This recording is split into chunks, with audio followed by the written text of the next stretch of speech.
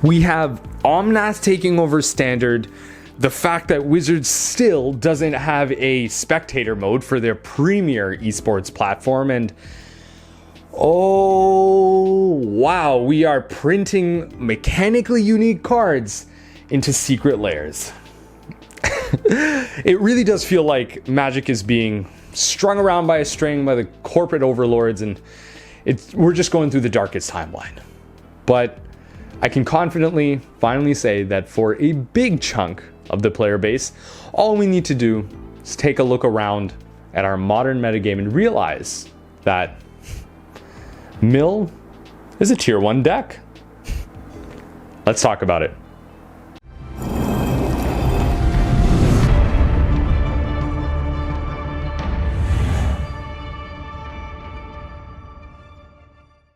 What's up, everyone? It's Shaf, aka That Mill Guy, coming at you with another Mill discussion. And today we're going to be talking about where Mill goes from here. We've really achieved our biggest goal. We are now a tier 1 strategy. That's right. If you look at the MTG Goldfish breakdown of the modern metagame, we're up there with the greats. And we can talk about how we got there, what that means, and again, where the archetype goes moving forward. But before we do that, I want to give a quick shout out to Constructed Resources podcast run by Luis Scott Vargas and Andrew Beckstrom. Very enfranchised Magic players. Not only are they giving you a fantastic episode talking about how to up your constructed game, but they did give a quick shout out to Modern Mill being a deck of the week. So hey, I got to give a shout out back, right? Not sponsored by them in any way, shape, or form. Just love the cast and loves to see some love being thrown our way. So let's talk about it. Modern Mill, the new tier 1 boogeyman. What does that mean to be tier 1? What does it mean to be a meta deck? Well, essentially, what we're looking at is, in terms of a meta game, we are now a deck that is played at a high percentage. That's really all that means. If you think about a metagame in terms of numbers, it's a really fluid thing. All it would take is a bunch of people to start playing a deck like 8-Whack, doing really good with it, and then all of a sudden 8-Whack becomes a meta deck, right? It's a very fluid concept. The idea with the current meta and how Mill is technically stable, and we'll see how that goes as the weeks go on, is the fact that it's not only being played in high percentages, but it's also winning at high percentages, getting those 5-0s and those tournament and those MTGO challenge results that are being reported anyway. And that's how we're up there. And you know, that still doesn't, to your eyes, make it a tier 1 deck, but in terms of the numbers it does, because, well, we are being played to the same percentages as other tier 1 decks. I'm thinking of decks like, well, Modern Jund, Modern Prowess, and any of the big mana strategies, whatever it is, we're being played to those same percentages. We are posting results at the same numbers as those strategies. So the numbers can only mean that, look, finally, we are definitively a tier 1 strategy. We can roll with the big decks. And let's go step by step. There are 3 big things that I think this leads us to. And some of them I've already talked about before, but they need to be touched on. But before we hop into that, there's a precursor as to what we can compare this to and parallel ourselves to another deck and see where they are in the metagame right now and how fluid they are. I'm talking about Modern Ponza. And it's not really called Ponza anymore. It's shifted a lot away from the land destruction aspect. You see a lot less stone rains and pillages. You see a lot more, seasoned pyromancers and, Magus of the Moon versus Blood Moon, stuff like that. And the deck has gone into this mid-range strategy, and due to a culmination of factors and really the printing of Clothis, the deck became a tier 1 strategy. And now it's really in and out of the meta. It is, people are actively respecting Blood Moon.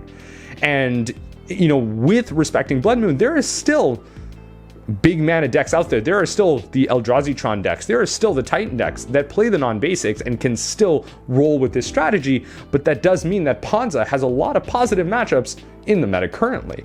So that means, in that sense, we can expect a similar thing with Mill now, with the printing of Ruin Crab really pushing us over the edge, giving us that second copy of Hedron Crab, which really, at the end of the day, may not be the best card in the deck, and that's Visions of Beyond, if for those of you wondering. The best mill card in the deck is Hedron Crab. And again, now getting another copy of that, fantastic. So now with that rise, what does that mean when we're comparing ourselves to Ponza? Well, first and foremost, congratulations. We made it. We are now a legitimate factor and something that people will play around and actually play hate against us. So, what am I thinking of? Well, for Ponza and decks like similar to that, playing Blood Moon and land destruction, you will see a higher percentage of basic lands and a lot more kind of enchantment and creature hate to be able to deal with stuff like that. You see a lot more early removal for things like Utopia Sprawl and the Elf. But now with Mill, we're seeing a lot more shuffle effects in the modern metagame. And I just released an article earlier this week talking about how to deal with the Mill hate. Link to that down below on my site, thegrindstone.me. And we are now affecting it in such a way, well, look, we have actually a positive change in the modern metagame from what I think. We are actually making our opponents think about us. Not only does our opponent's primary plan have to be better than us, well, now a lot of ways our primary plan is better than them, so they have to bring in this extra factor to deal with us. And obviously with some of the decks, it's really just a haphazard include, maybe something like a Shuffle Titan in the colorless strategies, or something like Gaia's Blessing in the green decks. And sometimes it's very simple, but causing a change and making people play around us is really the utmost respect. That's what I take out of it. I am not upset by that in any way, shape, or form. And really the second thing I want to touch on that changes is there's a lot more of the Mill Mirror. The Mill Mirror is not something we generally needed to talk about. Link to a video I did a week ago talking about how to beat the Mill Mirror and what are some cards and things you want to think about in beating that. And look, long story short is that a lot of the same cards that act to defeat the anti-mill techs, such as the shuffle effects and the graveyard payoffs, a lot of those work against the mill decks. And primarily the big card that sticks out to me, it's really become my butt buddy of a card, Ashiok Dreamrender. Just a fabulous card and really doing everything, preventing searching, so multiple landfall triggers off your opposing Hedron Crabs and exiling graveyards so that Visions of Beyond isn't turned on, stuff like that. Just fantastic against the Mill Mirror. So this is something that you will have to practice. No longer will you be the only, well, likely anyway, the only mill player at your LGS. It's a weird thing to think. Usually what would happen is your opponent would resolve a Hedron Crab and you're like, well, they're probably just playing Vengevine. I'm the only one sleeving up a Glimpse of the Unthinkable tonight. But not anymore. We got a lot more variants. So that is another thing for you to look out for, and something else that comes down to Mill being a tier 1 deck. The last thing that, the big thing that kind of ties into point 1 that is a factor of Mill becoming a tier 1 strategy is that now we have a legitimate effect on the modern metagame beyond just singular cards. We actually hate out a good portion of the modern metagame. If it wasn't clear to many of you, it should be clear now that graveyard decks bow to our might. Ashiok Dreamrender, Surgical Extraction, a plethora of hate cards like Extirpator, Ravenous Trap coming out of the board. You're a prized amalgam, you're a Bloodghast, whatever it is, will never enter the battlefield safely ever again. Have you heard of Crypt Incursion? Moving on to the big mana decks, Field of Ruin in a Surgical Extraction, Exile a Tron land, bye-bye? Yeah, we've been doing that for years. So with this shift, we will see some of our worst matchups come to light. Now, and that's not technically a bad thing, because there has to be an ebb and flow. There has to be a rock, paper, scissors thing going on. One deck hates the mill deck, and the mill deck hates the deck that hates the deck that beats the mill deck. A little confusing. So let's break it down here. What are some of Mill's worst matchups? So I'm thinking of decks like Taxes strategies, which are very relevant now thanks to them gaining some very frustrating new pieces. We're talking about the red aggro decks primarily right now. I'm thinking of Is It Prowess, but Burn is always a contender. And of course, the mid-range strategies, this, just because they can value us out a little bit more. I'm thinking primarily of Jund. So think of Is It Prowess, Jund, and Death and Taxes are worst matchups of the most played decks in the current modern metagame. So those are the decks that are going to rise up, not because they really don't have to play shuffle effects. I'd be very surprised if Death and Taxes even play Leyline of Sanctity in the sideboard, just because common taxing effects like Thalia, Guardian of Thraben really goes a long way to shut down a lot of the non-creature stuff going on in our deck. And so these decks don't really need to change their primary plan to beat us. They're just better than us in a lot of ways. So with that going on, we're going to have other decks coming into the meta that help fight that out to keep that equilibrium. Against the Jund decks, I'm thinking about the big mana decks like Amulet and Tron beating that value out to beat the Jund decks. Against the Prowess decks, I'm thinking of any type of big life gain strategies, the Uro piles that are able to 1-for-1 remove all of those threats and gain the life to keep that long game. Those are gonna stay up as well. And guess what? All those decks that I'm naming right now, the big mana, the control decks, we all have favorable matchups against. And then finally against the Death and Taxes decks, a lot of times it comes down to sweepers, removal, and really just staying 1-for-1. The deck tries to make that very hard, but a lot of decks can really outpace them. And what that comes down to is, and sometimes it's just the degenerate combo decks that can get away with it. So those decks, we also have favorable matchups again, because we really prey on those linear strategies, just because surgically a key piece shuts down those decks.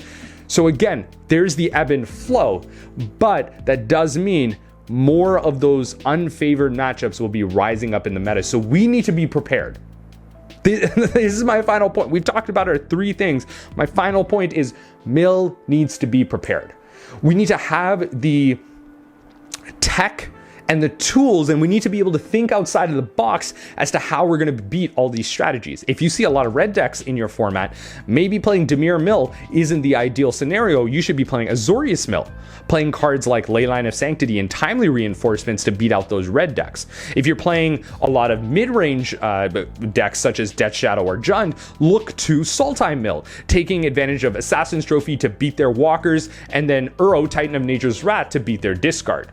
There's a lot of ways to beat the current modern metagame. You just have to adapt. We have to think outside the box. We are no longer just running on autopilot. We're now a big contender. We have a big responsibility to the modern format to not only keep it in check, just because of the way we interact with it, thanks to cards like Surgical Extraction, but we also have a responsibility to make sure that, those decks that are beating our bad matchups don't run away with things either, because we always want to balance modern metagame. I like to think of us as the modern police in a lot of ways, just because we really are the most unique strategy that exists in current modern.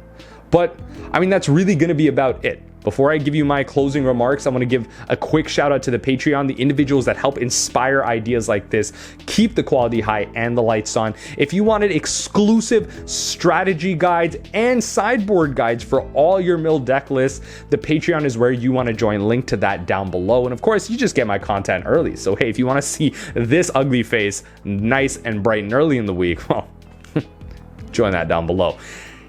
My ego aside, what do you think as to what will happen to Mill moving forward? Do you think Mill is just going to continue to rise? Is this really it? Do we have more to achieve, or is this really going to be our peak? What are some cards that you're seeing? What are some decks you're seeing arise in the metagame that I didn't bring up? I'd love to hear all of that in the comment section down below. But other than that, I like to remind all of you that even the impossible is possible. And as we ponder that thought, I hope you'll join me next time as we take a glimpse into the unthinkable.